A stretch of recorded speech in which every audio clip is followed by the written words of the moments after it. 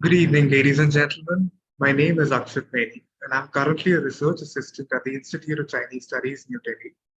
It is a matter of great pleasure to extend a warm and humble welcome to all to a panel discussion on Deciphering the Global Development Initiative, China's new pathway for the Global South. The GDI, introduced by Chinese President Xi Jinping at the 76th United Nations General Assembly in September 2021, has reached its two-year milestone. Aligned with the United Nations 2030 Sustainable Development Goals, the GDI aims to enhance global development efforts, with over 60 countries having joined as members by mid-2022. This initiative, along with the Global Security Initiative and the Global Civilization Initiative, has reshaped Chinese foreign policy discourse. Our discussion today will explore the GDI's objectives, focal areas, sustainability concerns, and potential outcomes. It will also analyze its operational mechanisms, stakeholder roles, and its relation to the Belt and Road Initiative. These insights will provide a nuanced understanding of China's evolving global engagement and its impact on the Global South's development landscape.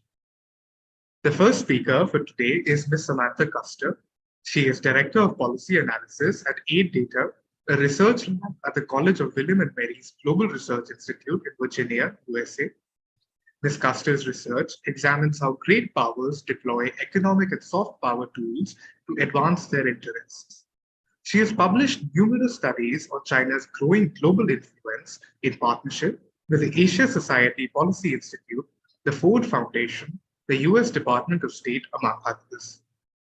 Followed by Ms. Custer, we have Ms. Anthea Mulakula, who is an accomplished development leader, manager, and policy specialist with more than 25 years of experience living and working in Asia. Over the last decade, she has honed her experience on Asian development cooperation, particularly understanding how rising powers such as China and India are transforming the 21st century aid and development landscape. The final speaker is Ms. Linda Calabrese, who is a research fellow at the International Development Program at ODI, London, and a Leverhulme Doctoral Fellow at the Lau China Institute, King's College, London. Her research focuses on global China, including China's economic footprint in low and middle income countries, its role in global development, and China-Africa issues. Today's session shall be chaired by Dr. Anand P. Krishnan, who is a fellow at the Center of Excellence for Himalayan Studies, Shiv Nadar Institution of Eminence, and a visiting associate fellow at the ICS. His research interests are labor relations in China and India, labor and supply chains in the Global South, state-society relations, and labor's interface with urban questions in East and South Asia. Before I hand over to the chair, I would like to ask all participants to follow a few housekeeping rules. All participants shall be muted during the session. Questions can be posted in the chat box. Please do include your name and affiliation when you post your question. You shall then be called upon to ask your question. Alternatively, you may also use the raise your hand option. I shall now hand over to the chair. The floor is yours, sir. Thank you, Akshat, for that quite extensive intros and also introducing the topic itself. It's my pleasure to actually have three eminent speakers, in fact located in three different geographical locations. So that itself was a challenge to organize this panel, but thank you so much to all of them to coming on board. In fact, this event should have ideally taken place a little more earlier, but because of various constraints and also to fix an ideal date, it took a while to get to this or zero in on this particular date. So thanks to all of them to have come on board and being participants in this session. So as Akshat has said, I think he has almost given the context. I would not venture much into it. The Global Development Initiative is only 2 years old, but it has already dominated a discourse on Chinese foreign policy over the last 2 years. In fact, emerging from Xi's address at the 76th General Assembly of the United Nations, this has also aligned itself with the Millennium Development, Sustainable Development Goals of the United Nations. So that itself has generated interest, and there is a lot more people, a lot more countries and organizations who have come on board. So of course, various questions then arise on whether this new form of developmentalism with the Chinese are carrying on. Is it building on some of the earlier initiatives, the continuing or taking the China's outward development to a new level? And finally, of course, the obvious question of, is this does this mean that the Belt and Road Initiative has entered into a new avatar, or is it rather consolidation of the Belt and Road with the other two initiatives of civilization and security? So I would propose we, in this session for about 90 minutes, we would dissect many of these, even if not every one of them very minutely, but at least some of them much more closely.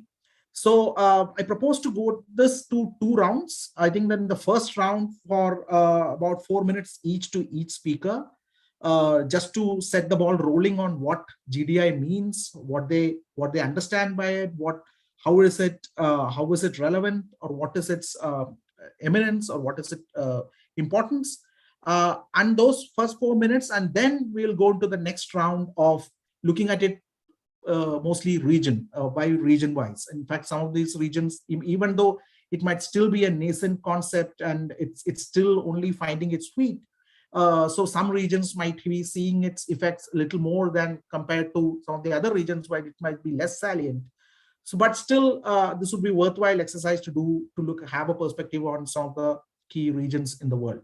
So that's how we'll do it in 2 rounds, and then we'll open up for questions for about half an hour, 40 minutes, and then I'll let the speakers, all 3 of them, to come up with their final points for about 3 minutes each. So, let's begin the first round. Who wants to go first? Anthea, Linda, Samantha, whoever wants to go first. Anthea wants to go first, I think, but her geography being close to Asia, let me give that opportunity to her, maybe.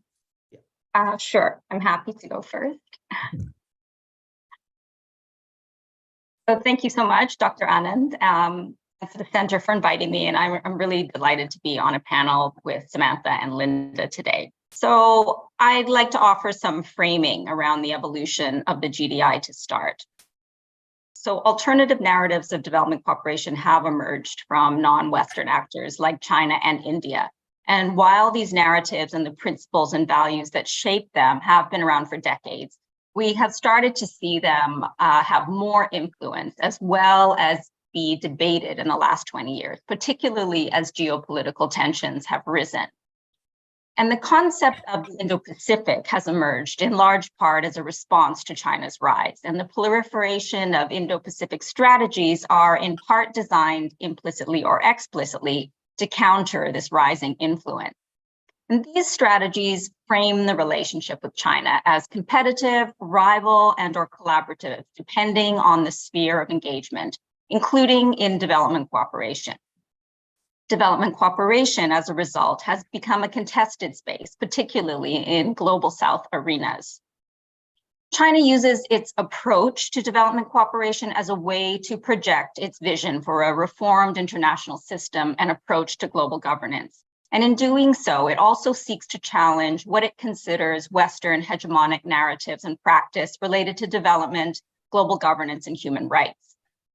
China views the Indo-Pacific strategies with suspicion and at times even scorn, and sees them as a challenge to its own interests and security in the region. And its response has been to double down and diversify its development cooperation offerings bilaterally, regionally, and multilaterally. China's engagement with the global South has evolved over the course of the century into a strategic and comprehensive approach with complementary pillars.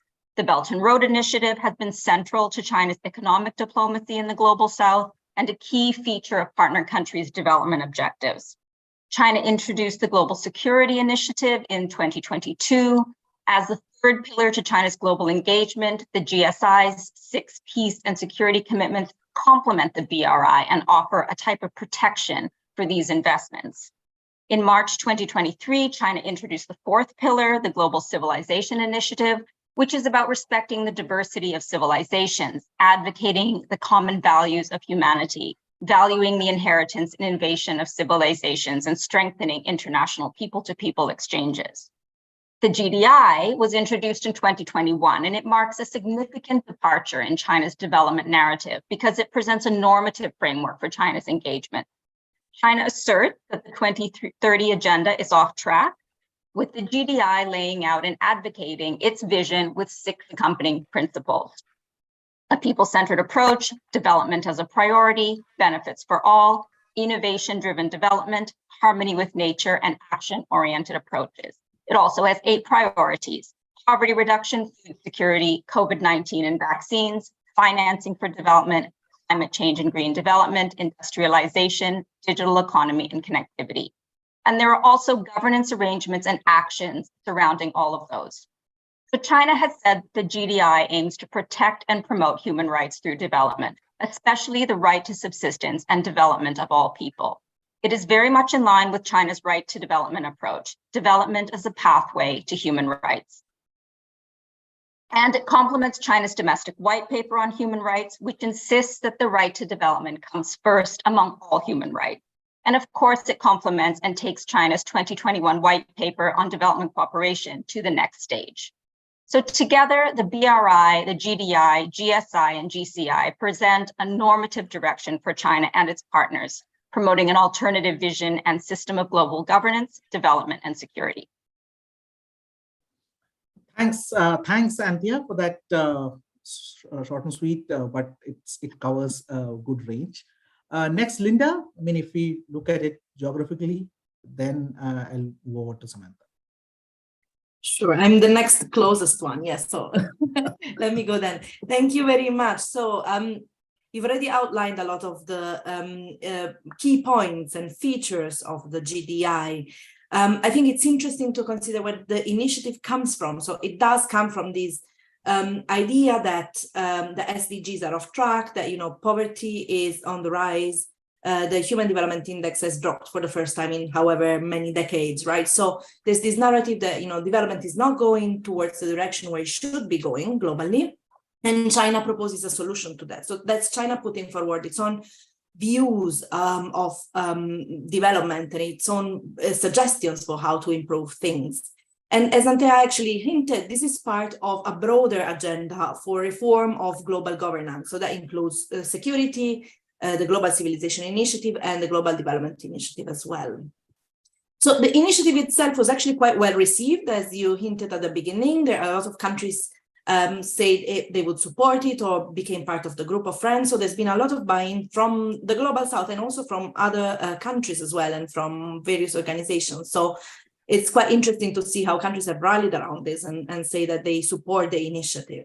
The initiative itself talks about a specific view of development that's balanced, coordinated, inclusive. It talks about green development, healthier development, and so on and so forth. But it follows certain principles that are inherently Chinese, or that really respond to the way China looks at development.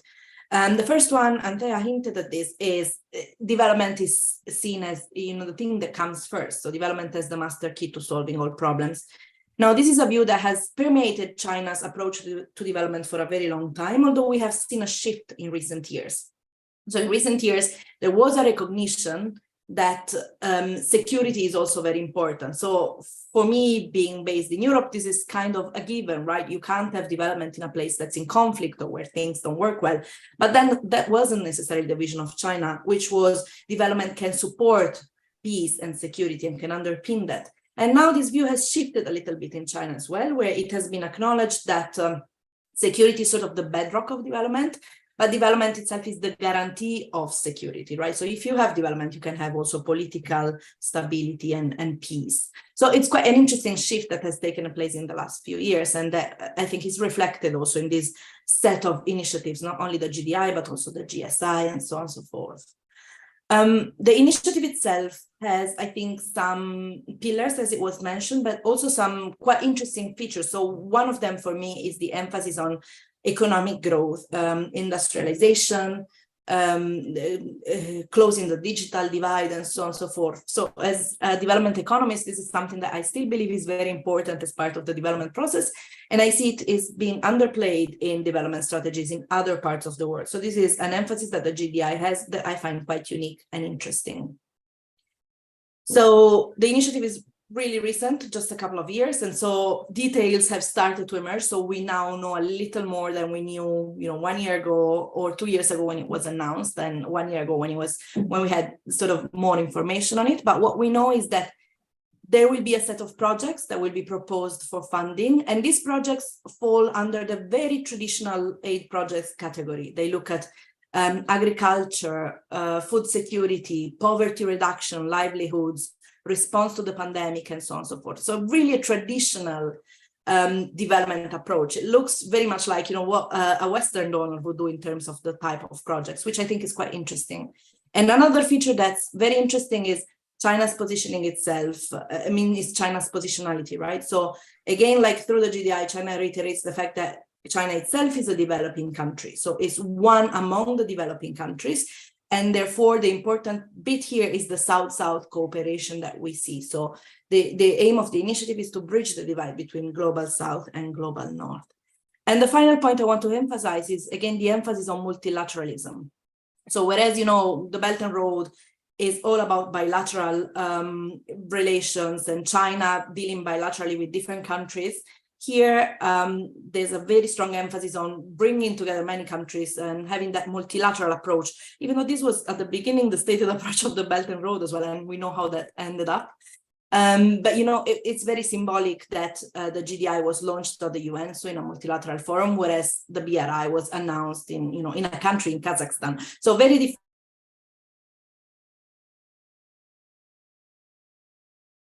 How the GDI distinguishes itself from the BRI. Thank you. All right. Linda, your video got stuck in the bit, but I thought we had all your points in. Samantha? Thank you so much for the chance to be here. So I guess to start out, to set the stage, in the broadest possible terms, I would say that GDI is an ambitious vision for sustainable development cooperation, launched with great fanfare. It opened up a big tent for others to cooperate around shared goals, but I would still say it's relatively light on the details, and that is arguably by design.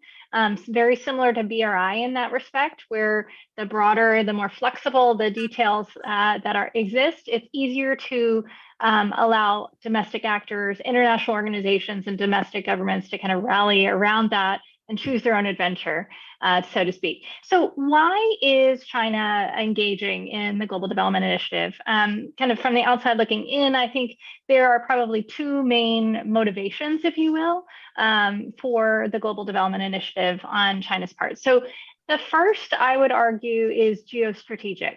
GDI is an opportunity to bolster China's reputation and brand in ways that create a more conducive international environment to win support, deflect criticism in ways that help it advance its interests. And you see this in two respects. One, that this is a global leadership bid. It's a campaign bid for China for global leadership in development. It's positioning itself at the forefront of the UN Sustainable Development Goals agenda and positioning itself as a responsible partner for other countries to learn from and emulate its success story. You could also say it's a shield to deflect criticism. It's a good way for China to inoculate itself against criticism it's received against the Belt and Road Initiative over the years by focusing attention away from concerns about runaway corruption, debt, and environmental impacts. Noticeably, and I think both previous speakers mentioned this, the nature of the GDI projects that we're seeing, they are much smaller scale. They're less commercial in orientation. There are fewer opportunities for negative environmental, social, and governance spillovers that you might see with the infrastructure projects that are characterized by BRI. The second motivation, I would argue, is humanitarian or developmental. We see here China leaning in on this emphasis of solidarity with other countries, kind of reflecting on its unique position in the world as a major supplier of financing for development on the one hand, but also a country that still, as its own identity, views itself as a developing country still. You see within this themes such as the fact that the post-World War II aid architecture is insufficient. In a lot of China's statements, you see essentially a problem diagnosis reflecting on why the Sustainable Development Goals are off track, reflecting on the inadequacy of the current development architecture. And I'm talking about things like the Bretton Woods institutions and the OECD's Development Assistance Committee, things that are largely driven by countries in the global north. And then finally, another facet to this is, and I think Anthea started to allude to this idea of a new development narrative with Chinese characteristics. China appears to be offering a set of solutions via proposed principles and practices to strengthen development cooperation and get the SDGs back on track.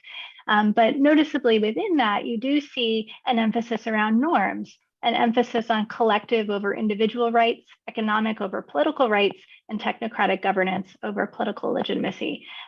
Will be interesting to see in the next phase of the discussion how these stated objectives, if you will, kind of translate into revealed priorities when we look at where GDI projects are going and how. Thanks, Samantha. That was a nice way of summing up what it means. I mean, we have a lot to ponder over already in terms of those opening remarks by all three of you on what it entails and how this might be as we go towards the next phase of the discussion. So in the next phase, some of the key things which have emerged from you or can be transposed to some of the geographies which we will discuss. Even though it is still 2 years, so it might still be at a nascent stage, and it might still not be very fully fleshed out and developed in some of the regions, but it still offers a lot of food for thought, especially also given that the BRI has also not completely gone out. So if there is a complementarity between both BRI and GDI, it would be interesting to see all the regions where the BRI presently is there. Is there any qualitative difference in it, and also whether it adds on or builds on to that? Because ultimately, one of the key questions is whether this actually is a diversification of the BRI or is it actually consolidation of that. So I think again we'll go in the same order. I think Anthea is being based in Southeast Asia. That's a very key area. So I would hand it over to her. In this round, we are also looking at how it plays out in different regions. What are the different stakeholders? Also, is the relationship like in the BRI? Of course, it was bilateral, but is it also going to be on those lines? Are there some elements in that facet which is going to come over in even in this? And also, what might be the space for resistance? What might be the forms of resistance, or what might be areas that might be contentious? So these are all which will look, I think, Anthea can go first on Southeast Asia. Sure. So let me just start out. Linda made an allusion to the various small projects. There were 32, the GDI launched with 32 different initiatives, most of which, according to China's Center for International Knowledge on Development, the CIKD, are either accomplished or presently operational. And these include establishment or reinvestment in funds, platforms, networks, institutes, projects, and capacity building initiatives. So the resource total is hard to pinpoint, but the Global Development and South-South Cooperation Assistance Fund, which was established by China in 2021 to support the implementation of the GDI, has a total budget of $4.1 billion, of which $3.1 billion is allocated for climate cooperation and $1 billion is allocated for other development areas. Now, if we look at Southeast Asia in particular, China has been Southeast Asia's single largest source of official development finance of around $5.5 billion annually, mostly in infrastructure. But China's financing has been in decline in recent years, dropping from 24% of the region's development financing in 2015 to 14% in 2021. And this data is from the Lowy Institute. The majority of the region's official development finance continues to come from traditional development partners, including Japan. So while China tends to finance infrastructure-related projects, traditional donors tend to finance governance, civil society-related programs. So if we look at the GDI, the main impression of China's GDI in Southeast Asia is that it is a welcome initiative and that it's an initiative that could address the region's development needs and challenges. So Southeast Asian countries officially unanimously support the GDI in the hope that it will contribute towards addressing their development deficits and that China will up its economic game more broadly in the region. The state-centric approach to development embedded in the GDI finds strong resonance amongst Southeast Asia's ruling elites who embrace the right to development perspective and focus on delivering economic progress in their governance ethos. And the GDI can also be used as a diplomatic tool to undermine the US's security-centric approach to the Indo-Pacific. So many countries in the region feel that the US and European priorities are diverted or distracted by the Ukraine situation, and this is at the expense of global South needs. All 10 ASEAN countries have joined the group of friends of the GDI at the UN, and the GDI builds on the existing ASEAN-China development cooperation agenda, which includes trade and investment liberalization and facilitation, new types of industrialization, digital transformation, low carbon development, and agricultural modernization. And all of these match with the GDI priorities. The GDI complements the realization of the ASEAN Community Vision 2025, and this was stated at the ASEAN-China Summit that was held just recently in September 2023. And Southeast Asia also stands to become the largest regional group to benefit from the GDI, with 14 out of the total 50 projects, and that's about 20%, in the GDI's project pool's first batch. And some of these are characteristic of the small and beautiful projects that China has been promoting. So if you look at the first batch of 50 projects approved out of the GDI project pool, and that was September 2022, 4 are for Cambodia, 2 for Laos, 1 for Myanmar, 1 Singapore, 4 for ASEAN, 1 for the Mekong region, and 1 that is includes the region but is more global. And all of these, again, are consistent with one of the 8 pillars of GDI and are either implemented by SIDCA, which is the Chinese Development Agency, or MOFCOM, Ministry of Commerce, and almost always with or through a UN agency. And in one instance, in Cambodia, it's implemented through a Chinese and a Cambodian NGO. There are also 1,000 different capacity building initiatives, and some presumably are in Southeast Asia, though I couldn't find any detail on those. I also couldn't find figures on the value of individual projects in Southeast Asia, but you can deduce by the funds allocated across the various funds and the number of projects that the average may be around $10 million for the projects and around $200,000 for the capacity building initiative. Just a few points now on geopolitics. Southeast Asia is arguably the most contested region among the great powers. Competition is stiff as the region is economically and politically critical to China and the US, but also to other powers such as Japan, India, and Australia. The GDI may increase the strategic rivalry between China and the US in Southeast Asia as both powers seek to promote their own visions and interests in the region. The US has been pursuing a security-centric approach to the Indo-Pacific, emphasizing the importance of a free and open border based on rules and norms. The GDI may be seen as a way for China to counter this approach and to discredit the US as a reliable partner for Southeast Asia. However, there are some important factors to consider. First, the region is not aid dependent, but has huge infrastructure needs. So infrastructure investments may carry more leverage than development aid. And while Japan has been and remains the largest infrastructure investor, several powers, including Japan, India, and Australia, have stepped up their infrastructure investments after China launched its BRI. Second, the region's robust regional architecture, the Association of Southeast Asian Nations, ASEAN, has been critical in navigating geopolitics.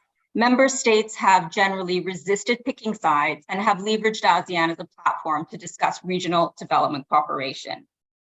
Third, the region is truly multipolar, and countries of the region want to keep it that way. So while China assertively promotes its quadruple pillars of development, security, economic investment, and culture, through its GDI, GSI, BRI, and GCI, the U.S. advances its Indo-Pacific economic framework and cooperation through the Quad and G7. Countries in Southeast Asia are generally good at hedging and using competition to maximize their own benefit. So regarding the comparison of GDI and BRI, the launch of GDI doesn't suggest China is replacing or diminishing the BRI. The BRI and GDI are best seen as parallel tracks. While the BRI is economic growth-oriented, the GDI is development-oriented. The BRI delivers hardware and economic corridors, while the GDI focuses on software, livelihoods, knowledge transfer, and capacity building. The BRI is market-oriented, where enterprises play a key role, and by contrast, the GDI is public-oriented, delivering grants and development assistance. While the BRI's pathways are mostly bilateral and regional, involving MOUs with partner countries, the GDI promotes diverse partnerships with multilaterals, NGOs, and the private sector. And as Linda mentioned, the BRI was launched in Kazakhstan, whereas the GDI was launched in the UN. China's National Development and Reform Commission is the main coordinating agency behind the BRI, whereas the Ministry of Foreign Affairs and the China International Development Cooperation Agency, CIDCA, drives the GDI. So China has really given life, or GDI has really given life and legs to CIDCA. So just as the BRI connects the dots on Chinese infrastructure investments, the GDI frames China's existing and new development cooperation efforts, repackaging, harmonizing, and synergizing them, both for China's own internal coordination and its articulation to the world. I'll stop there. Thanks, Anthea. In fact, that was a neat delineation or comparison, compare and contrast between BRI and GDI. In fact, that was really helpful to look at that. And yet it's very interesting to you are saying that the BRI is not going anywhere away. It's still going to be remaining there. And these are going to be two parallel tracks. And one could also argue that then by that extension, then it seems that China wants to cover all its bases or whatever loopholes might there be in BRI through the GDI. So we'll now look at Africa. Linda is specializing in East Africa, but she has also agreed to look at Africa on the whole. So over to you, Linda. Thank you very much. And sorry for the interruption before. It started pouring rain outside my window. So I think that's what, messed up my internet connection. I really hope it doesn't happen again. Yeah, let's see. Right. So, I mean, a lot of what Anthea says actually resonates in the African region. The fact that, there's been a good support by African countries when the initiative was announced. So it was announced in September 2021. And then in December 2021, we had the FOCAC, the Forum on China-Africa Cooperation, which is the biggest summit between China and African countries that takes place every 3 years. So in 2021, the final declaration of the African countries, basically the heads of state say that they support the GDI and they welcome the initiative. And a lot of African countries are part of the group of friends of the GDI. So there's a good representation from pretty much all regions, North, Southern, East, and West Africa. There's countries that have become part of the initiative or support the initiative. In its stated goals, the GDI aligns also with Africa's own development plans. So the Agenda 2063, which is the sort of long-term vision of the African Union, but also the NEPAD, the New Partnership for Africa's Development of the African Union, and other plans that are, Africa-led development plans. The GDI sort of states alignment with these plans. In terms of the projects, as I said before, it's, very traditional aid projects in general in the portfolio, and that's what's reflected in Africa. But there's also a very strong emphasis on industrialization. So of course, we don't know how much money will be allocated to what and for which projects. And in the first list of projects I've seen, it didn't strike me as, there were many sort of industrial development projects at all. But if you read the report, the text, the industrialization section really has a strong focus on Africa. And this makes sense because the other regions, Latin America, Southeast Asia, South Asia, have a much stronger industrial base to start from, whereas Africa is the continent that really has to do a lot of work on its industrial development path, right? So this is a very welcome, I think, initiative for Africa, considering that there's very few donors, as I said, which focus on industrialization. One is the UNIDO. They have a G20 initiative for Africa, but apart from that, I don't know of many others. So it's really like a difference in something that differentiates the GDI from others. In fact, in August, so on the sidelines of the G20, Xi Jinping announced other initiatives that have to do with Africa, and that kind of relate to the GDI. It's always it's never clear, right, how these things interact with each other and who's like what's the umbrella and what's underneath that. It's never really clear. But there was 3 initiatives were announced, one specifically on Africa's industrialization, so support for Africa's industrialization, one on agricultural modernization, and one on talent development, so capacity building in general.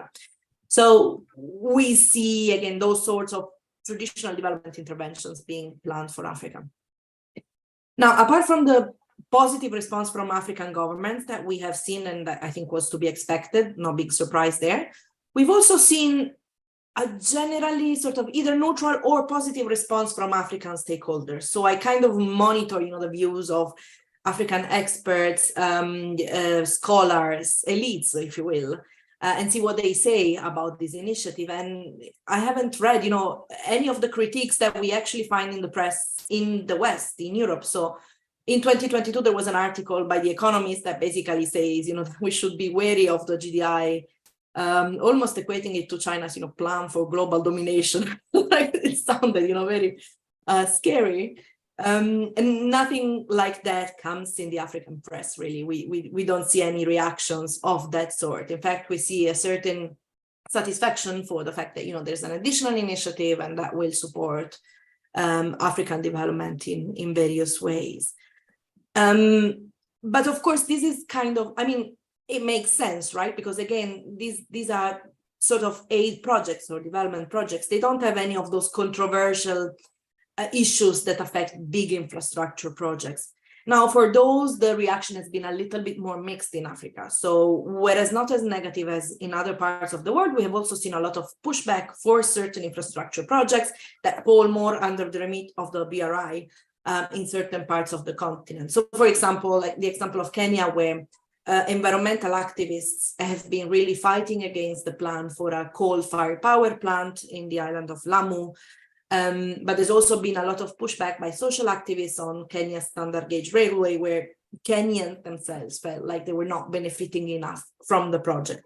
So these are challenges that affect large infrastructure projects and that are common, in many parts of the world, including in Africa.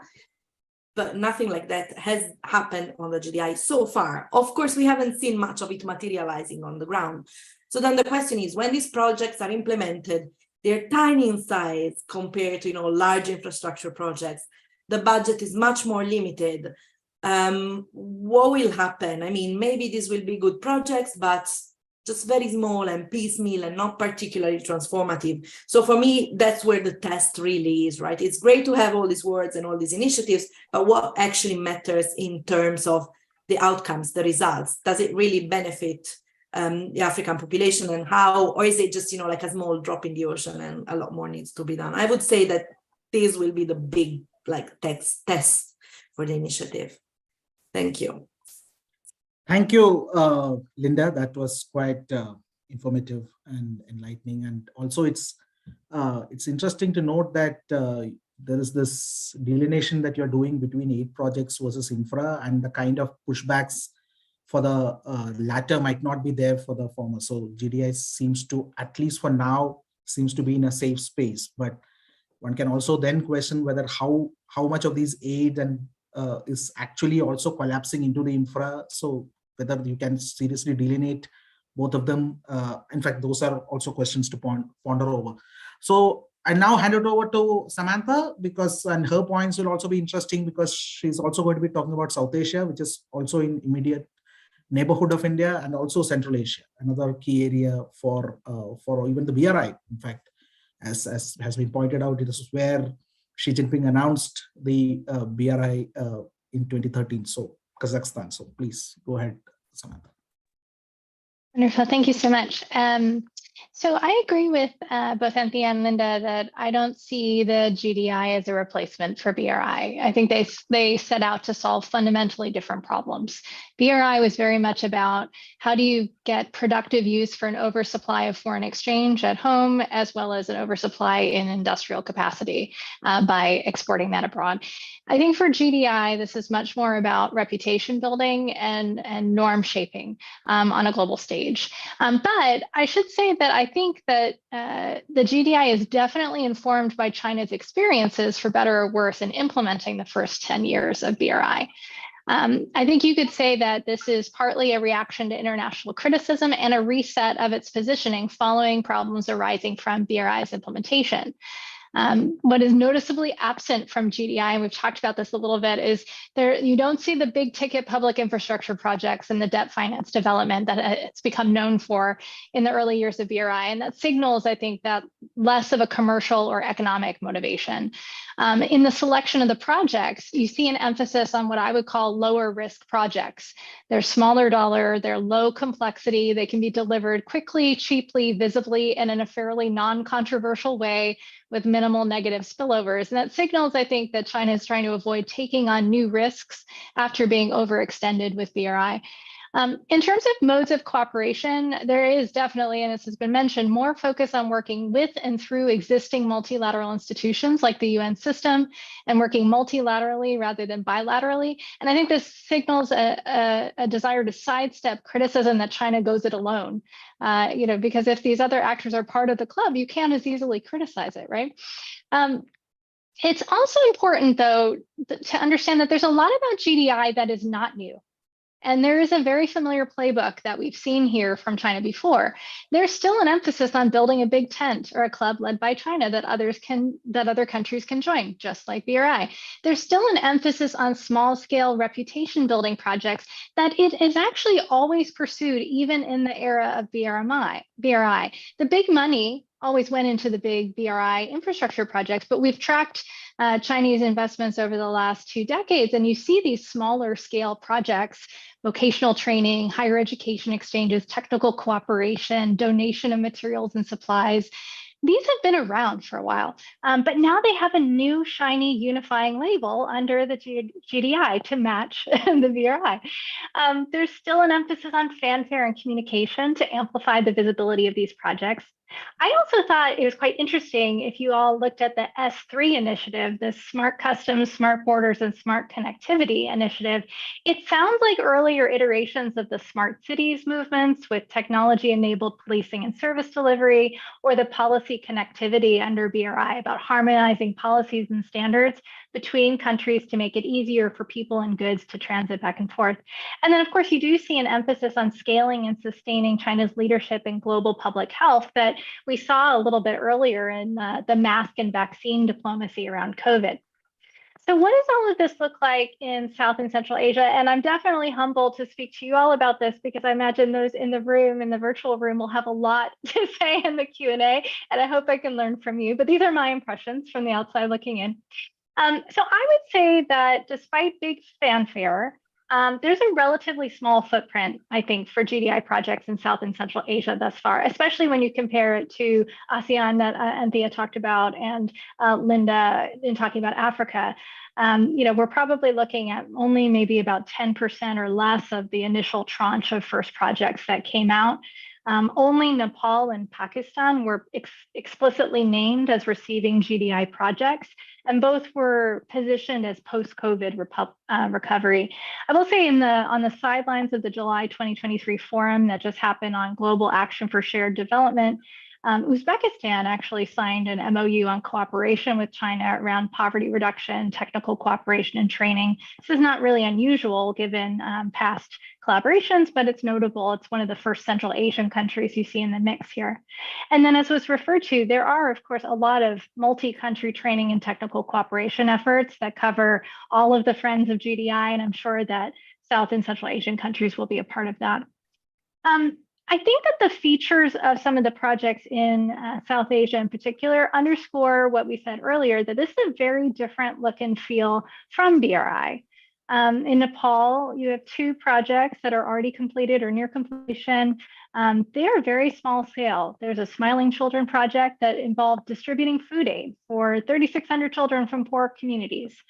There is a support to schools and communities in remote areas for pandemic prevention and green recovery. Essentially, how do you help schools and communities combat diseases and epidemics, much like the COVID-19 response? In Pakistan, what I thought was interesting is that all 3 projects noticeably focused on Balochistan.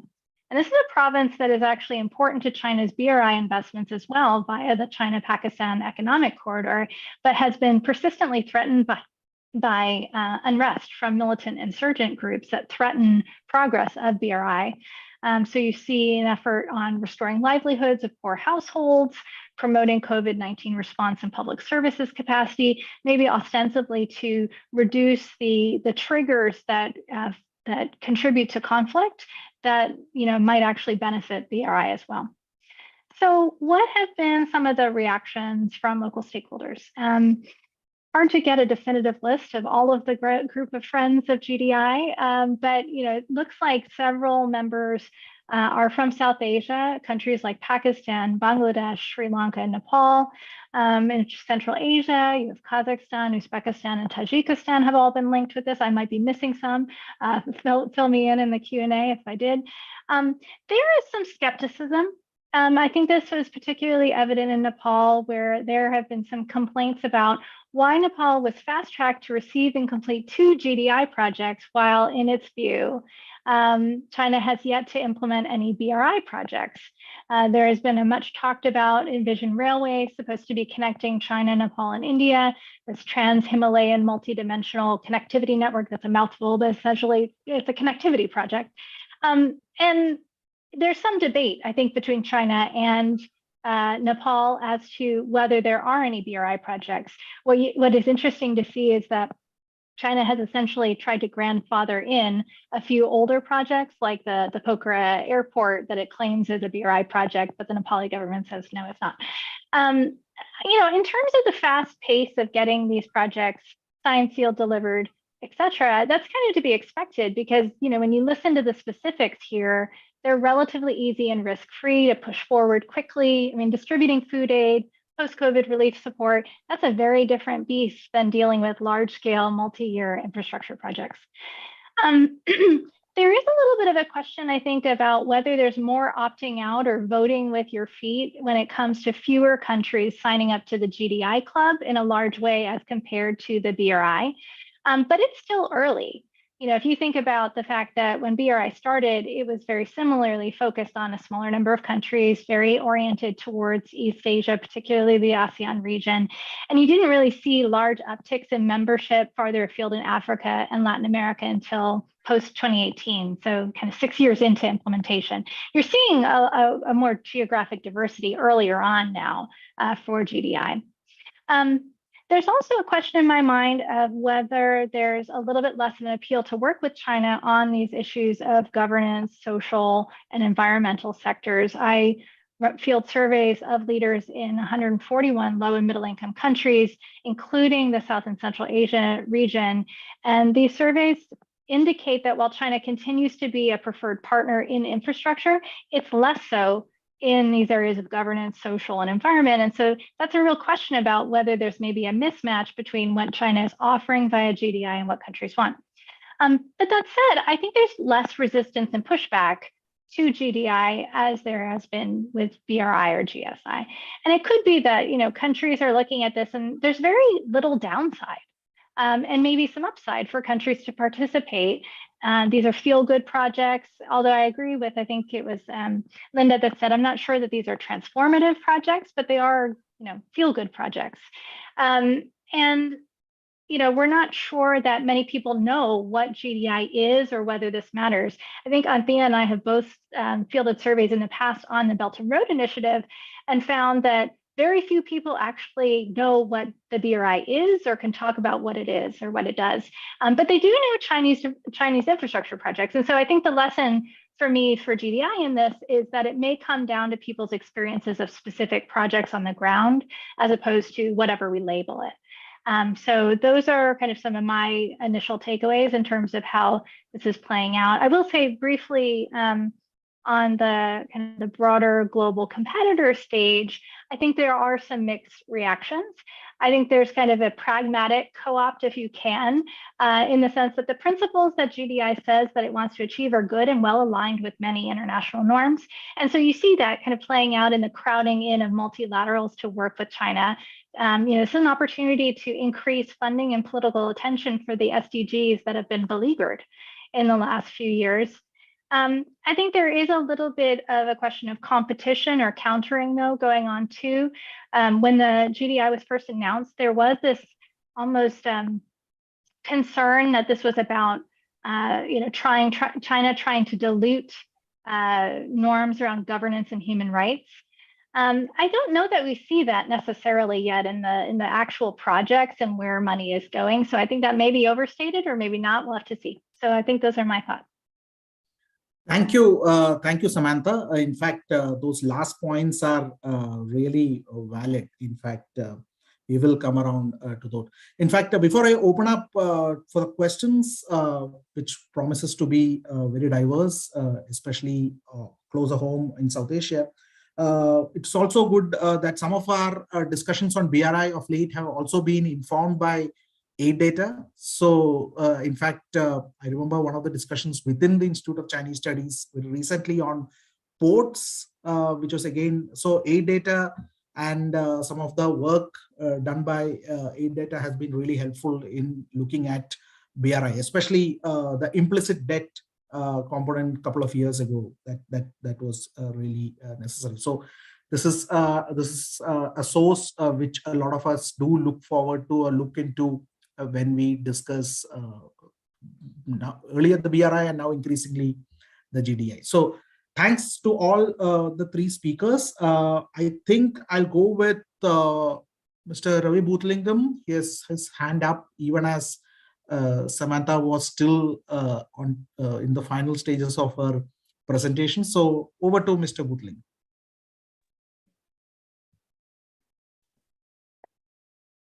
Thank you very much, all of you, for this presentation. I wanted to ask you whether the GDI, in its multilateral avatars, is predominantly driven by the AIIB and the NDB, that is the New Development Bank, or is it a wider collaboration with global multilateral institutions, the Asian Development Bank, the African Development Bank, and so on? And if the latter is the case, what are the reactions and the reports from those partner institutions? What do they reveal about the progress of the GDI? Thank you. Mr. Bhuthalingam, is it anyone can answer that, or are you looking for any specific among the three speakers to?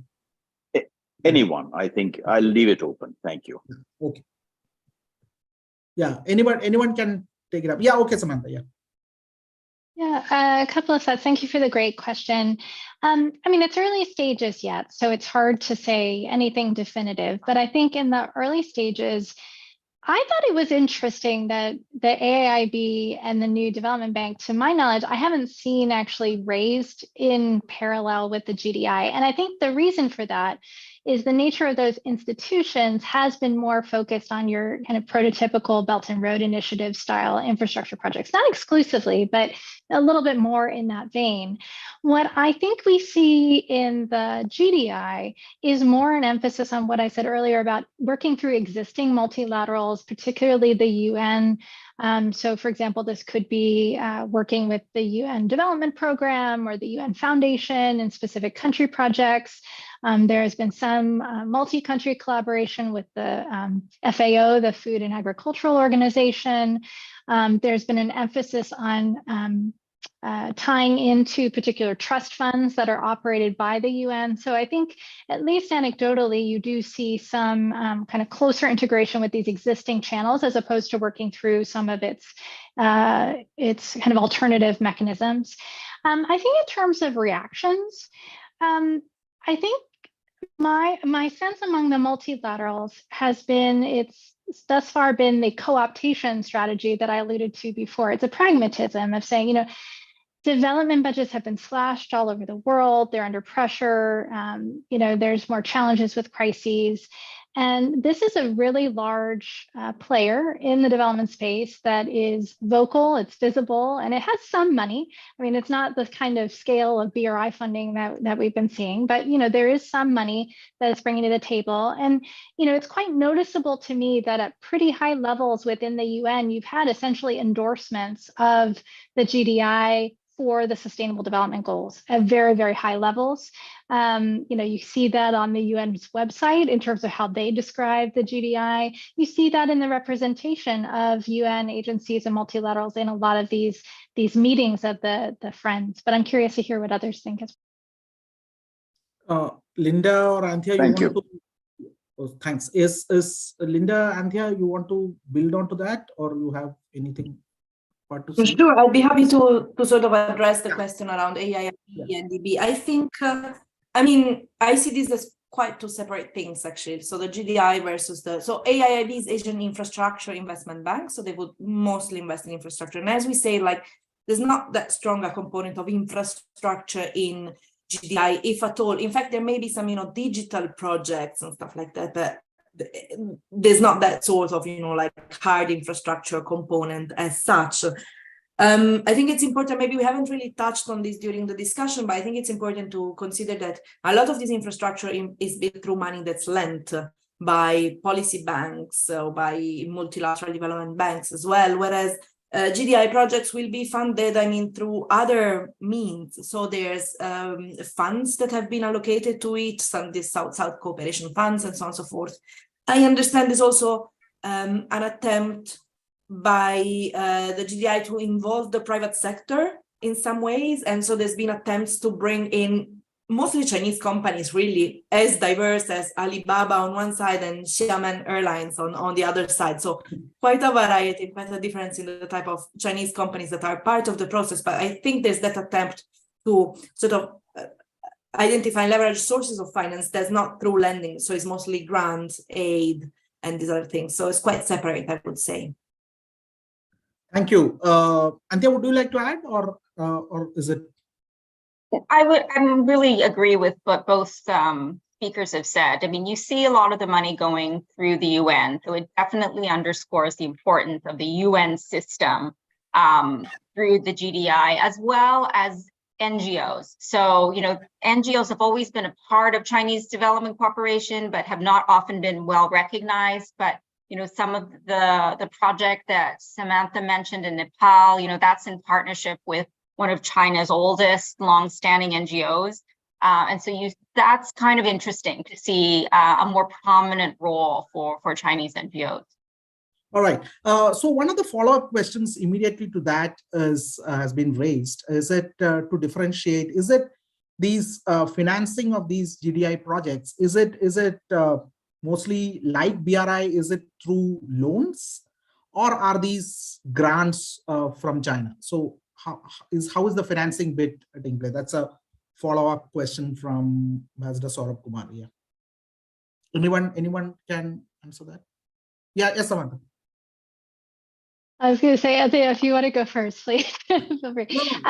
So I would, my 2 cents on this. It's hard in the sense that China is very opaque. I think Anthea mentioned it's hard to trace specific numbers and let alone terms. But based off of how this is being described and how the ways it appears to be financed, I would say this is probably more grant-based assistance, more of your conventional development assistance. That's a lot different than what you see with BRI, which was heavily financed by credit or debt financing. But it's not necessarily, again, a new phenomenon. We have tracked for decades, a number of these smaller scale grant-based projects. It's just that they pale in comparison to, in dollars, to the larger BRI blends. All right. I think one of the earlier questions also, as Linda was saying, on different entities within China, especially the role for the private sector. So one of the questions is also on what is, for instance, there is also this talk about digital governance and so on and so forth. So what will be the role for the tech sector within China, and will it get the sort of role within this GDI, or what kind of role do you envisage for Chinese tech companies in this initiative? Linda, maybe Linda can go start with that, or yeah. Sure. I mean, that's a bit speculative. I wouldn't really know at this point. I think so. From what we know, in BRI, which, as we said, is quite different from GDI. From what we know in BRI, there has been participation by Chinese companies. So some contracts have been taken on by state companies or semi-state companies like Chinese telecom companies. Some have been taken by more private-like companies, even though we know that this separation between private and state in China is a lot more blurred than in other contexts. So it's very difficult to say that this is a private company and this is a state company. And very large Chinese private companies actually enjoy the same benefits and the same access to government and to resources and to contracts as large state companies, right? So I would think that there is a scope and there is a space, as I said, for the involvement of some companies, including in the tech space. If there's a digital program, or if there's an e-commerce program, for example, to sell agricultural goods from a specific region, it may well be that companies such as Alibaba are involved. I mean, we've seen that already in the use of these e-commerce platforms that have been used to sell coffee from Rwanda through live auctions in China, these sort of things. So at this stage, I do not have the details to say that this has happened or this is on paper that it will happen, but I don't see why not. I think there's a very likely chance that it will take place and that companies will be, or the tech sector will be involved in some ways. Anthea, would you like to take on that? Because the Southeast Asia has also seen some of the involvement previously of Chinese tech companies. So is that under the GDI, do you see any of those, or not? So, there's the digital Silk Road, which is more part of the BRI, right? Because that as well is much more hardware oriented. But I think, and I'm speculating a little bit here, that you could definitely see some complementarity to BRI investments and GDI projects. Like, for example, and Sam mentioned, in Balochistan, there's a bunch of projects that are there to complement, a BRI investment. I'm sure what we could see is maybe digital skilling or e-commerce efforts, or along the digital Silk Road. And it would make good sense, right? It's trying to work more with communities or NGOs along infrastructure projects. So it's China trying to be more responsive, more community oriented, more people to people focused, to offset kind of the heavy-handedness that some people have associated with BRI. So I think that complementarity is almost implicit into the framework. Thank you. I see a hand being raised by Professor Acharya. I'll just come to that in a bit. So one of the questions in the chat box is also is on the fact that since most of the projects under the GDI is going to be lesser in scale compared to the BRI, is it also because of China's own economic downturn, which they are now undergoing post-COVID, the post-zero COVID economic downturn, which is presently on fourth? And is that also another reason due to the delay and failure of some of the bigger projects that China is now envisaging more smaller projects into GDI? Any of you can take the question. I mean, I think it's a great question. I think it aligns with something I said earlier about, China is reflecting on its experience over the last 10 years of implementing BRI. That's certainly shaping the way that it thinks about GDI. One of the lessons learned, the painful lessons learned of BRI has been that these are riskier projects. It's a lot of money for multi-year projects that are financed using debt, which can be high reward if you get the mechanics right of assuming, okay, I need sufficient revenues to come in to offset the costs of these projects. And often governments get this calculation wrong. They don't have sufficient revenues coming in to offset the cost of servicing debt. They get into debt distress and default. That is not good for China either. And it's noticeable when you look at, if you think about Belt and Road Initiative as a portfolio, it has become a lot more of a risky portfolio since the introduction of BRI and a lot of this large scale debt financing. So that's one piece in the background. I think another piece is the challenges around COVID-19. I think it showed some of the weaknesses or the challenges in China's model of delivering these projects for BRI that were heavily dependent on Chinese labor, Chinese state-owned enterprises, Chinese suppliers. And so when transportation just stopped with COVID, that created a lot of difficulties. And they're very physical oriented projects with construction, so it's difficult to have like an alternative way to do that. So I think that all of that is in the background for China. I do think it's not strictly about that because, again, I think as we said, the objectives for GDI are different than BRI. There's a reputation building and development motivations with GDI. But I think that certainly if you are thinking about this as a portfolio manager and looking at this in terms of your overall, development and economic assistance all over the world, GDI is not a bad way to diversify or hedge your risk. Although I will say that in terms of where most of China's debt and money is going, it's still BRI. So I don't know how much of a hedge that is financially, although it helps reputationally. Thank you. Okay, over to Professor Acharya. Can I just chip in on that? Yes, I think there's one thing that's important to consider regarding these, the size of these projects is that policy lending for BRI projects, at least from the policy bank, was already declining for a long time before GDI was launched. So I think we've seen since 2016, 2017 that the two largest policy banks in China were already lending less and less. So the fact that we see less lending or we see maybe smaller projects has to do with that, with the fact that, as Samantha outlined, maybe some of these calculations were not done in a proper way. Maybe some of these projects were not as profitable as they were thought to be, right? So in that sense, this was a pre-existing trend, and by nature, development projects are smaller than infrastructure projects. So that's one thing. The other thing is I would look at these projects in very different ways, right? And you can equate it to the GDI projects. You can equate it to the projects that, the other development agencies do, like FCDO in the UK or GIZ in Germany. Those are not projects where you try to get money as such. You try to, build skills or support, or that's part of what you try to gain from that is soft power, is not profit. Whereas with the Belt and Road, there was a big component of Chinese companies trying to make a return when the Chinese market was oversaturated and trying to sell materials outside and sell capacity outside when it couldn't find profitable enough return rates in the Chinese market. So I think we're looking at different dynamics here, and it's important to maintain the two separate because, it's all part of China and we all see it as one thing, right? But it's actually quite different. Thank you, Linda. Yes, over to Professor Acharya. You can raise your question.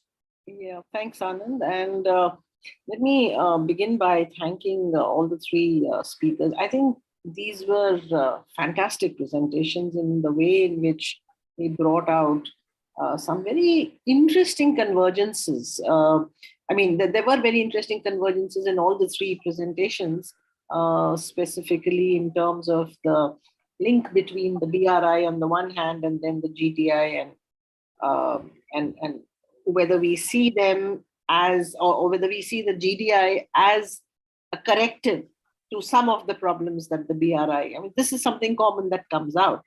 I have a much broader, a political question, if you will. I want to just get away a bit from these issues of financing and lending and loans and the technicalities, and I want to get a sense of the political, as it were, about the GDI. The BRI comes, and while there are very obvious domestic factors which go into shaping the way the BRI went along, it generated a huge strategic response. It was seen as a strategic project. It was seen as this grand vision of China. And we therefore start seeing responses coming along to counter this, as it were. Now the GDI comes in, and if it is largely the view that it is a corrective to the BRI, does that mean that really the strategic edge that the BRI has is going to fade out, and largely because the Chinese also see it as a big problem? Because recently at the G20, we saw yet another infrastructure kind of a response from India, US, Middle East, and so on. So what I'm trying to say is that, are the Chinese paring down the strategic aspects of all these projects that they are unveiling and trying to make it less of a competitive thing with say the West or some specific countries which see it as a challenge? So what is your political sense out from these two things? Thank you, Professor Acharya. Professor Acharya is also the director of the Institute of Chinese Studies. So thanks also for her to have this panel discussion on. So anybody among the three of you can take that question, or all three of you can also take that question one by one. So yeah. Sure, I can start. Yes. I would say the opposite, actually. I would say that I don't think BRI is going away. And if there's one thing that I've learned about China is that you can't close your eyes for a minute, because they're always evolving. The BRI today is not the BRI that it was 10 years ago. And as Linda said, the policy banks aren't lending as much anymore, but you've got a lot of the kind of more commercial banks doing a lot of the lending. The projects aren't as big. They're smaller, but maybe there's more of them. They're much more risk averse. They're doing much more feasibility studies. They're greener. So the BRI in itself is evolving and changed. So it's not what it was. And so the criticisms that we all had of the projects, also we have to rethink, are they still valid to the new project? So, and then to answer the political question, I would say, no, I think China is building its kind of political arsenal with all these other complementary initiatives, because it doesn't just look like they're building things all over the world. They're thinking about civilization, they're thinking about security, they're thinking holistically about society's development from a multitude of aspects. So I think it's intentional that it is meant to be competitive and strategic. In the arena of geopolitical competition. Linda or Samantha, would you like to comment? Sure, I can build on that. I largely agree with what Anthea said. And I think here it's probably helpful to look at this in three dimensions. So project level, portfolio level, and then kind of broader process or positioning. So at the project level, if you look at the individual projects, at least the ones that we know of, there's nothing that like overtly screams out to you as, oh, this is like a very strategic, politically shrewd project. So, there is like a knee-jerk reaction to say, oh, well, this is just, plain vanilla traditional development. I think at the portfolio level, I think you do start to see some shrewdness in what we alluded to before. I think that China is trying to navigate and diversify its portfolio of the way that it engages with countries around the world. It recognizes that BRI is transformative but controversial, and so it needs something that is a little bit softer, more people-centric, less controversial to balance that out. I think it's about it's not going to move the needle for them commercially or economically, but I think from a reputation building goodwill, kind of showing itself as a global leader, which it wants to be, I think it does that. And then at kind of the process positioning level, I think, it is noticeable that China is not just dealing with projects and financing here, but in the realm of norms and narratives. And I think Anthea, did a nice job of laying that out earlier. And that is often the mark of a rising power that wants to make a name for itself, wants to be seen as leading the conversation, not just kind of part of the conversation that already existed. So I would argue this is political and geostrategic. It just has a different flavor to be our. Thanks, Samantha. Linda, would you like to add? Yeah, I'm always a bit like a thorn in these conversations, right? Because yes, of course it is political. Yes, of course it's about building a good reputation or a good or building soft power with the countries you partner with. But at the same time, when we say that, it kind of sounds like this is unique to China, whereas the fact that aid is political and the fact that international cooperation development is political is something that pertains to all countries. Why do countries give money? Is it because they have some aims and goals? And we look at the Bretton Woods institution. So we see the GDI as the way in which China wants to portray its own development model and wants to expand it all over the world. The Bretton Woods institutions do exactly the same. Like they have a certain view of how development should be and explicitly how the market, for example, should look like that, sort of like a free market model that's prevalent in the US and in Europe, and that's what they try to export, right? So all of this is political. So I feel like if we say that, we also have to acknowledge that the same holds for pretty much the rest of the world. So there are, of course, like a lot of political motivations to all of this, and we should always, I think, keep that in mind. But at the same time, what matters is then, okay, what is the outcome of all of this? Like for the countries that, host these projects or receive these projects or partner on these projects.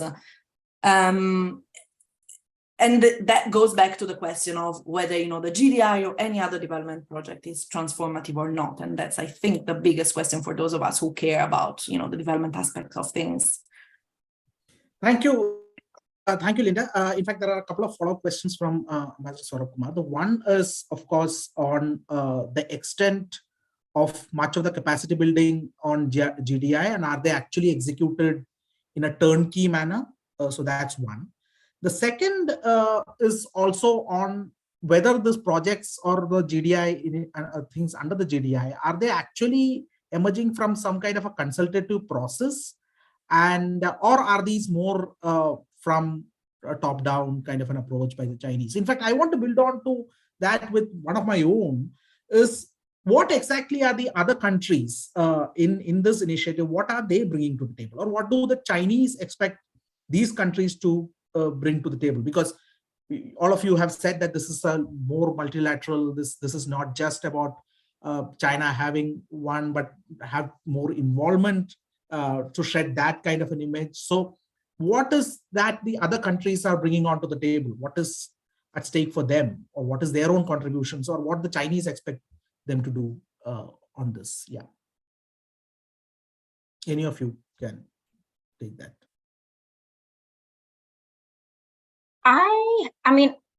I haven't seen too many actual GDI projects. I've only sort of read the list. So I'm going to speculate a little bit. Like the one in Nepal that I'm a little bit familiar with, that was a project, that was giving children packs and food. And so that was delivered through a partner. So it would be delivered through a Chinese NGO. So there isn't really any kind of capacity building or technical assistance. It's gifting, it's granting. Like for the capacity building project, on the one hand, China does a lot of capacity building with its own technical experts. They come from universities, wherever, so they'll send experts to a country and they will train trainers or impart expertise or technical knowledge in agriculture and other sectors. So there could be some of that. But given that so many of these projects that are funded through the South-South Development Fund, Global Development Fund, are through UN partners, then they're probably following the implementation modalities of those UN partners, World Food Program or ILO or whatever. So, those partners are probably taking the money from the fund and procuring consultants or technical expertise according to their own rules. Perhaps there is something in there about the fact that they need to be procured for China, but I don't know. I think you would have to actually investigate and see some assessment of these projects. And I think that's probably what's to come. You know, this is only 2 years old, right? So some of these projects are probably just being rolled out. But what will be interesting to see is some kind of feedback assessment of these projects in terms of who's involved and how effective they are. All right. Anybody else? Because I'm also interested in looking at what China envisages the other countries to bring on board through this initiative. So either Linda or Samantha can answer that. I was gonna say I can try to answer that. In fact, I would also like to know. I think, as far as I understand, right, the same was with, as I kind of hinted at the beginning, the same was with BRI. I remember a time, back in, 2014, 2015, when we were first hearing about the BRI, that the plan of the Chinese government was, to have this big multilateral initiative where everyone can chip in and other countries can contribute. And of course, other countries weren't really happy of, building infrastructure and then labeling them as Belt and Road and contribute to, the glory of the Chinese government. So other countries or regions also actually came up with their own initiatives, and hopefully, those are going forward. I think the same may be the case here, right? Where there is an invitation for other countries to join, but other countries already have their own platforms, have their own ways of doing things. And I'm speaking about donors, like development partners here.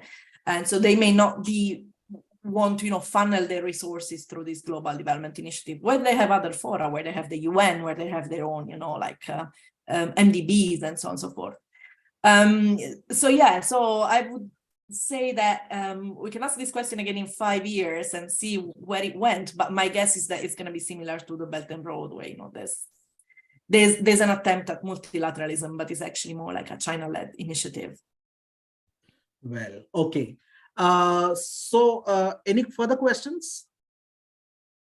All right, maybe I try to take one here. Any of three of you can answer this. And this is also building from Professor Acharya's question. So this entire notion that there is this alternative path or model which China is going to set, and of course, Samantha talked about this norm creation and so on and so forth. But some of you have also said that this is still clinging on to or aligning with some of these traditional projects, whether it is aid, whether it is providing capacity building. So what exactly is this alternative that China is posing? Or is there really any alternative in this? Of course, there is this entire notion against US hegemony, the West-led hegemony. China is bringing all these countries together, or as Xi Jinping's discourse on shared destiny, so on and so forth. So what exactly is the alternative that is we are witnessing? What's the model there is? Or is there any alternative at all? I mean, that's to be more definite. Is there any alternative at all in this model? Okay, the US was posing one, but now the Chinese are doing it in the other way. So that's my. In fact, I'm curious to know what all of you feel on this. Anybody can take that, or all of you can take that. I can attempt to. Yeah. It's a difficult question, and I don't know that any of us know definitively. But I mean, I think it's an evolving question. So when the Global Development Initiative was first launched, I remember a lot of the initial reaction was that, oh, this is China trying to promote an alternative vision of what is legitimate governance on a global stage. And this, stems from one of the key motives of, that drives a lot of China's foreign policy interactions is, regime survival. So the survival of the Chinese Communist Party, survival of, the political party in power. And so I think there was an assumption that, oh, okay, when this translates into details, we might see more explicit governance themed projects. I think we are not seeing that so far. A lot of it has been either in the technical cooperation and kind of your conventional development areas, or the donations of supplies and equipment. So there's a little bit of a question of, well, okay, yeah, is this like an alternative governance model? Maybe not. I mean, is it positioning China as doing development in a different way? Maybe. I mean, some of the principles are very familiar. If you look at the OECD Development Assistance Committee principles, they're very similar in many respects. But I think what China is trying to do is to show, okay, this is what working, in ways that are about mutual respect and win-win outcomes and kind of leveling the playing field. So that is a softer stance, a more indirect stance of showing an alternative model. I think that there is kind of a question about independence and integration, though. I think, you asked earlier, Anand, about like what are other countries bringing to the table. I think in many of these projects, it's really about China providing this bilaterally or multilaterally. But in the one or two areas where that might be different is in the emphasis on industrialization and digital connectivity, for example. What you see with the S3 initiative that I mentioned before about customs and borders and connectivity, where there is a benefit for China if there is closer integration at a policy level in terms of technology and standards and people and processes. That could, create a dynamic where people are joining in more closely to China than the alternatives. But I think it's pretty fuzzy at this stage. Thank you. I have just been informed by the organizers that we are really running short in time. And of course, Anthea's time is exceeding. So I won't take any more of your time. So my final thing would be to all of you may have a couple of minutes, 2 to 3 minutes to sum up, each one of you, on the initiative itself or in the region, on how do you envisage this going forward. Some of that might have already been covered, but maybe this is a good time to wrap up in form of a couple of 2 to 3 minutes, each one of you on how this initiative is going to play out in the times forward. So I think maybe we'll go in the reverse. Maybe Samantha can begin and then we'll end with Anthea. Thank you for the opportunity. I would say that similar to what we've discussed earlier, I think that China is learning by doing, and it's trial and error. And I would expect that, we're only 2 years into GDI. I think we're going to continue to see it evolve. I think you will see more members coming around the table, especially because the downsides of joining seem to be fairly modest at this point. I think you will continue to see more and more projects. I am curious to see how they will be assessed in terms of their development impact. I think that's kind of an open question, particularly around a lot of the early emphasis on delivering donations of supplies and the like. So I think that it's a promising step forward, because I think for the Sustainable Development Goals, we need another oomph, another infusion of financing, of political attention. I think that what China is doing there could be useful. I also think it would be interesting to look at the locations of GDI projects and try to understand whether and how that corresponds with where China's BRI footprint is. I alluded to that. I see that a little bit in the Pakistan examples, but it's hard to know more broadly, because often these things are co-located to kind of alleviate potential concerns that are arising from these infrastructure projects. So that's my sense at this stage. Thank you, Samantha. Linda. Sure. So I think, as we said, this is all a bit like at the moment we have so little detail on which to base any sort of hard analysis. But what I would say is that this definitely provides another tool that countries have, or another set of instruments that countries can use towards achieving certain specific objectives. And so from the viewpoint of low and middle income countries, having more alternatives, having more choice of partners, or having more projects coming to the table for them to receive support, I think that's all welcome, right? So it's great to have this additional initiative. I think it's interesting also to see, what these projects look like. As we say, like very traditional project, but I also see like a very strong sort of practical type of projects. So supporting on these, improved variety of crop, or supporting firefighting capacity to protect, the forest and things like that. So like really very practical and very sort of economic growth oriented also, if you will, projects. Whereas a lot of the aid that comes from other parts of the world, I'm more familiar with the UK aid, is also about building civil society, improving governance and so on and so forth. So a real complementarity there, I would say, in terms of the things that these players bring to the table. Again, as I say, like I'm a big fan of countries, not needing aid in 50 years. And that I don't know if that can come from, initiatives such as these, or whether it needs to come from a sort of like a more sort of larger scale, but also more transformative, more like led by the countries themselves type of interventions and development. So yeah, it's great, but let's see, what it brings actually in terms of results. Thank you, Linda. Yes, over to you, Anthea. Just a few summary points from me. So first, I would say that GDI is not dissimilar to Western approaches to development cooperation, and we've all kind of touched on that. So the GDI and the Western approaches both aim to support the implementation of the 2030 Agenda and address the development challenges that are faced by low and middle income countries. And there's also some common themes and the sectors of cooperation. So health, education, climate change, digital economy, connectivity, parallel in both. But what we are seeing is that great power, rivalry, and politics are increasingly driving development cooperation, more so than the SDGs or the challenges of rising inequality or even climate change.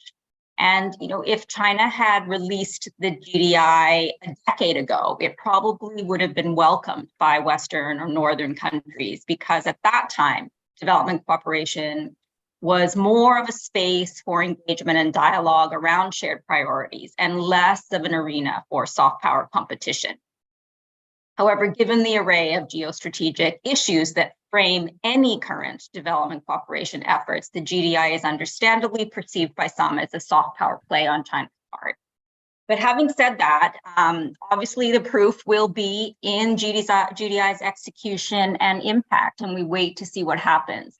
But it seems from the reports to date that 2 years in, GDI is making some incremental progress.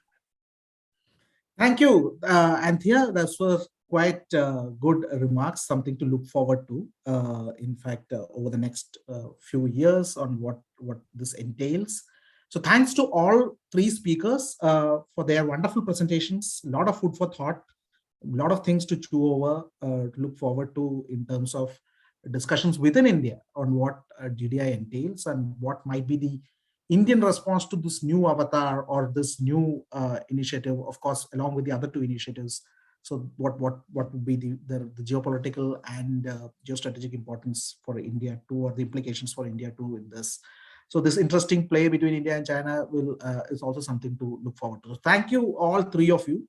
And also, I know the difficulties of being in different locations and coming on board. So thanks for that. It was a challenge, but it was really wonderful to have all three of you coming on board for this initiative, for this event. So let me now hand it over to Akshat to complete the formalities. Thank you so much, sir. With this, we shall wrap up today's session. We thank the speakers, Ms. Custer, Ms. Mulatala, Ms. Calabrese, and the chair, Dr. Krishnan, for gracing today's session with their presence and for giving us their precious time. The video of today's discussion shall be available on the ICSS YouTube channel. On behalf of the ICS, I would also like to invite you to our forthcoming seminar on the romance of the two kingdoms, Sino-Russian energy relations. The ICS conducts weekly Wednesday seminars, and further information can be found on our website. You may also subscribe to our newsletter for regular updates. Thank you so much for joining us today. Thank you, Akshat, and thanks, Anthea, Linda, Samantha, and everybody else for joining in. Thanks. Pleasure. Thank you. Good night. Look forward to